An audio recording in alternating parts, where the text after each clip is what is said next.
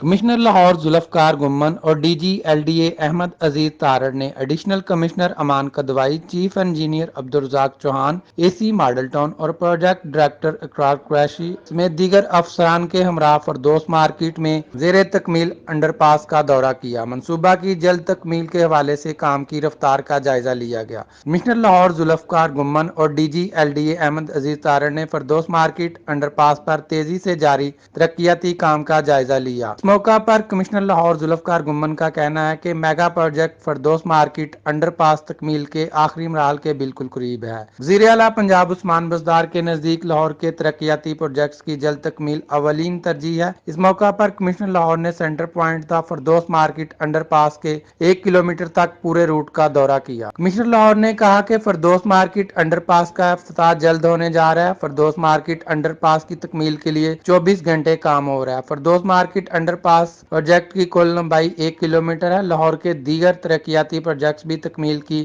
قریب ہیں۔ Additional commissioner Aman Kidwai, chief engineer Abdul Razzaq Chauhan, A C model town, P D project Iqrar Qureshi سمیت دیگر افسران نے بھی منصوبہ پر ہونے والے ترقیاتی کام پر تسلی کا اظہار کیا۔ اپنے دورہ کے دوران کمشنر لاہور ذوالفقار گمن نے کہا کہ فردوس مارکیٹ انڈر پاس کی تکمیل سے شہریوں کے لیے ٹریفک کی روانی کے ساتھ ساتھ آمد و رفت میں بھی بہتری آئے گی۔ آصف خاور، ایمرا نیوز، لاہور۔